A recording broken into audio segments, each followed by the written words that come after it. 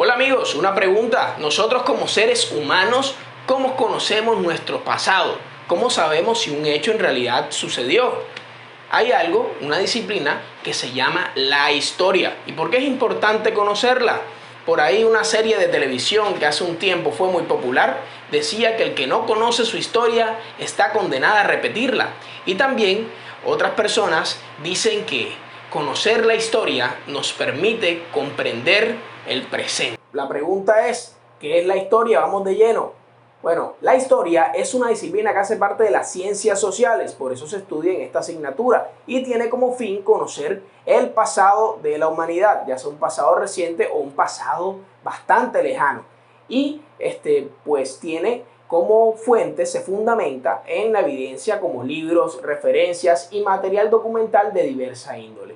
Las formas en las que la historia se estudia, los hechos que son trascendentes en la vida de la humanidad en las diferentes épocas, puede ser sincrónica, es decir, que es de la misma época, o sea, de la época reciente, por ejemplo, anteriormente 10 años, 5 años, esa es la sincrónica, y la diacrónica, que es en épocas diferentes, es decir, ya podemos hablar 50 años antes, 100 años, 200 y miles de años hacia atrás. Esa es la diacrónica. Y estos hechos se analizan buscando cuáles son las causas y cuáles son las cosas posteriores que pueden ser consecuencias de estos hechos o algo concerniente a la propia especie o situación.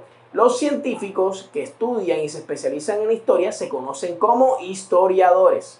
Los conceptos que debemos conocer para entender mejor el ejercicio de la disciplina de la historia es la historiografía, que se trata de un conjunto de técnicas, métodos de revisión, análisis de producción de contenidos disponibles para los historiadores. A menudo son sometidos a requisitos formales del método histórico y el método de las ciencias sociales. Segundo, la historiología. La historiología también es denominada la teoría de la historia. Abarca el conjunto de explicaciones y métodos comprensivos para deducir por qué y de qué manera se dan ciertos fenómenos históricos. ¿Y cuáles son las denominadas fuentes de la historia? Es decir, en qué se basa la historia para decir, sí, esto es cierto, esto sucedió. Hay una fuente, la primera, que se llama las primarias. Las fuentes primarias son esas fuentes que se han elaborado prácticamente al mismo tiempo en el que sucede un hecho. Por ejemplo, ustedes recuerdan lo que sucedió en Hiroshima cuando explotó la bomba atómica. Bueno, hay unos videos y unos registros de lo que ocurrió, ¿cierto? O por ejemplo, hay una noticia que saca un periódico de un hecho que sucedió en el momento. Esas son las fuentes primarias, es decir, las que acontecen en el mismo momento en el que suceden los hechos. Y luego están las fuentes secundarias. Las fuentes secundarias, en pocas palabras, se basan en las fuentes primarias para ellas también desarrollar un conocimiento y explicar este tema de las historias y los sucesos que ocurrieron.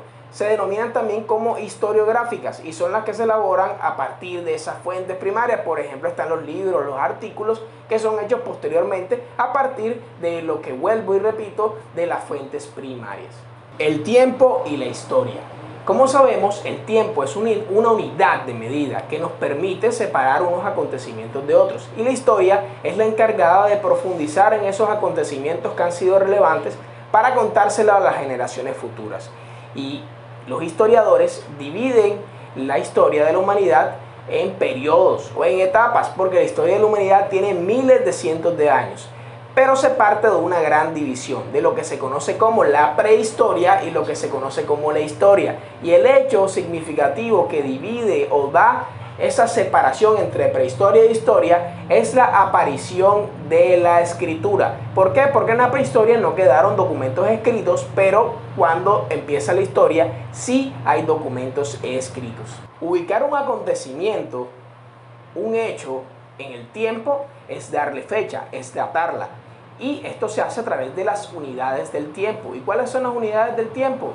Un año, que equivale a 12 meses, quinquenios o lustros, que son 5 años, décadas, que son 10 años o 2 lustros, siglos, que son 100 años, o milenios, que son 1000 años o 10 siglos. Hay un acontecimiento que en nuestro calendario parte en dos y determina lo que se conoce como el año cero. Este es el nacimiento de Jesucristo. Los años anteriores a Jesucristo se ubican cronológicamente en forma descendente, es decir, entre más elevado es el número, más lejos, más antiguo es el suceso. Por ejemplo, las pirámides de Egipto fueron 2500 años antes de Cristo y se le pone las letras A.C, que significa eso que hemos venido mencionando. Y los sucesos que pues parten después de Cristo, después del nacimiento de Jesucristo, vienen esos números en forma ascendente y nos damos cuenta que año 1, 2 y actualmente estamos en el año 2021 después de Jesucristo. Se dan cuenta, en esta línea de tiempo que estamos observando está el ejemplo de cómo se evidencia los años antes de Cristo y en los años después de Cristo.